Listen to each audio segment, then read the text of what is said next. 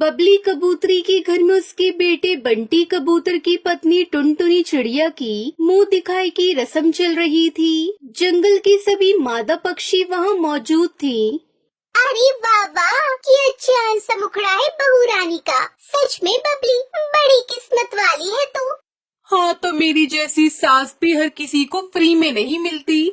अपनी सास की ये बात सुनकर टुनटुनी डर गई थी। असल में टुनटुनी गरीब परिवार की चिड़िया थी। बंटी कबूतर ने टुनटुनी से प्रेम विवाह किया था। बबली कबूतरी उसकी बेटी लूसी कबूतरी शुरू से इस रिश्ते के खिलाफ थी और अब बबली कबूतरी उसकी बेटी किसी भी हाल में टुनटुनी चिड़िया को घर से बाहर निकालना चाहती थी। अगली सुबह टुनटुनी चिड़िया सबके लिए नाश्ता बनाती है, लेकिन टुनटुनी की सास और उसकी ननद उसके काम में कमियां निकालती हैं और उसे खूब जली कटी सुनाती हैं।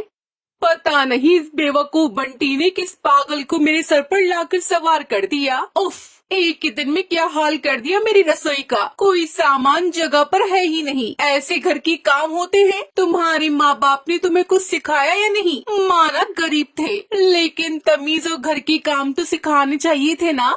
माँ जी मुझे माफ कर दीजिए, अभी यहाँ पर सब मेरे लिए नया नया है, इसलिए सब हो गया। माँ जी मैं कल से जल्दी उठकर सारा काम समय पर कर दूंगी। अरे चिड़िया, सुबह जल्दबाजी उन्हीं लोगों को होती है जो समय से बिस्तर से नहीं उठते, वरना घर में काम ही क्या है। कितने लोग हैं गिनती के। इतना कहकर बबली कबूतरी वहाँ से चली गई और टुनटुनी बहुत उदास हो गई। मैं तो सबके लिए अच्छा करना चाहती हूँ, पता नहीं ये सब कैसे हो जाता है। मैं माँ जी के दिल में अपने लिए जगह कैसे बना पाऊंगी। ऐसे ही काफी दिन गुजर जाते हैं। एक दिन टुनटुनी चिड़िया पूरे घर की साफ सफाई कर रही थी, तभी वो स्टोर रूम में जाती है। अरे ये कमरा तो काफी गंदा है, लगता है कई दिनों से खुला नहीं। अब चलो आज यहाँ की सफाई कर देती हूँ, हो सकता है माँ जी खुश हो जाए मेरे ऐसा करने से। वो स्टोर रूम था। घर की जितनी भी खराब चीजें बबली उसमें रखती थी, वहाँ घर का काफी पुराना सामान भी पड़ा था, जिसे टुनटुनी एक एक करके साफ करने लगी। और तभी उसके हाथ एक पुराना सा बक्सा आया, जिसे खोलते ही टुनटुनी की आंखें चमकने लगी। अरे इस बक्से के अंदर कितनी सुंदर चूड़ी और जेवर पड़े हैं। लगता है ये मेरी दादी सास या माँ जी के हैं। इन्हें मैं रख लूं क्या? नहीं नहीं, माँ जी से पूछ लेना चाहिए पहले, पर एक बार पहनकर तो देख सकती हूँ। ये सोचकर टुनटुनी ने वो चूड़ी अपने पंखों में पहन ली। अरे वाह, कितनी सुंदर लग रही है। अब चलो जल्दी से यहाँ का काम निपटा लेती हूँ, वरना फिर खाना बनाने में देर हो जाएगी। बस अगर ये अलमारी खिसक जाती तो अच्छे से सफाई हो जाती। बहुत भारी लगती है, मुझसे तो हिलेगी भी नहीं।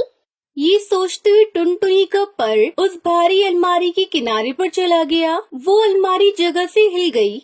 अरे ये क्या, ये कैसे हो गया? देखने में तो बड़ी भारी लग रही थी, पर ये तो बहुत हल्की है। चलो अच्छा है।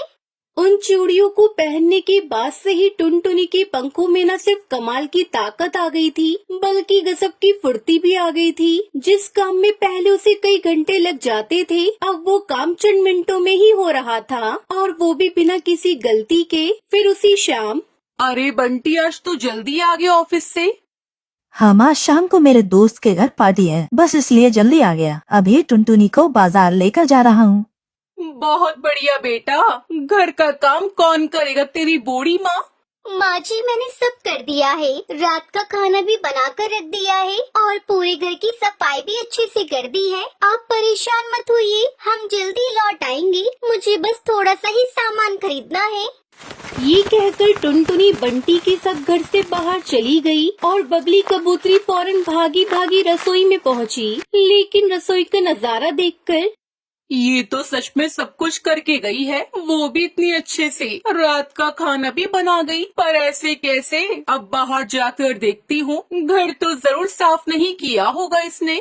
बबली ने घर के हर हिस्से में जाकर देखा, लेकिन कहीं भी साफ सफाई में से कमी नजर नहीं आई। कुल मिलाकर बबली के पास टुनटुनी को बातें सुनाने के लिए कोई वजह नहीं थी। और तभी लूसी कबूतरी घर आ गई और फिर बबली ने उसे सारी बात बताई। तुम चिंता मत करो माँ, ये सारी काम करके गई है ना, वो क्या होगा अगर हम इसके सारे काम बिगाड़ दे तो? फिर शाम को टुनटुनी और बंटी वापस आ जाते हैं। टुनटुनी सबको खाना परोसती है। टुनटुनी, खाना तो सच में बहुत अच्छा है। बंटी की बात सुनकर टुनटुनी मुस्कुराते हुए अपने दोनों हाथों में पहनी चूड़ियों की तरफ देखने लगी और ठीक उसी समय बबली और लूसी की नजर भी उस पर ही थी। और फिर बंटी के चले जाने के बाद ओ टुनटुनी, ये चूड़ियाँ कहाँ से चुराई तूने, बेशरम चिड़िया। नहीं माँ जी, मुझे स्टोर रूम की सफाई करते हुए मिली थी तो मैंने इन्हें पहन लिया। तो तुम्हारी हिम्मत कैसे हुई इन्हें हाथ भी लगाने की। माँ, आप समझी कैसे घर के सारे काम इतनी जल्दी जल्दी हो रहे हैं। ये पापा की इन्हीं चूड़ियों का जादू है जो कई सालों पहले खो गई थी। अब समझी कि तेरे पापा ने इन चूड़ियों को कभी मुझे क्यों नहीं पहनने दिया। कहते थे कि इन चूड़ियों के लायक नहीं हूँ, और ये चूड़ियाँ लायक है फटीचर खानदान की जाहिल चिड़िया के लिए। इधर ला ये चूड़ियाँ। ये कहकर बबली कबूतरी टुनटुनी के पंखों से उन चूड़ियों को जबरदस्ती उतारने लगी, लेकिन तभी उन चूड़ियों से एक जोर का झटका लगा और वो दूर जाकर गिरी। फिर लूसी आगे बढ़ी और उसका हाल भी वही हुआ। दोनों लाख कोशिश करके भी टुनटुनी के पंखों से उन जादुई चूड़ियों को उतार नहीं सकी। और फिर हार मानकर बबली ने कहा, रहने दे बेटा, लगता है तेरे पापा की तरह ये भी कोई जादूगरनी है, इसलिए तो ये चूड़ियाँ इसके पंखों में आ गई और हम दोनों इतने सालों तक इन्हें छू भी नहीं सके और ये गायब हो गई थी। चल बेटा, इससे पहले कि शरीर की और हड्डियाँ टूटे, चलते हैं यहाँ से। बबली कबूतरी और लूसी हार मान चुकी थी और टुनटुनी समझ गई थी कि वो चूड़ियाँ असल में उसके ऊपर वाले का दिया हुआ आशीर्वाद है, जिससे कोई उसका कुछ बुरा नहीं कर सकता।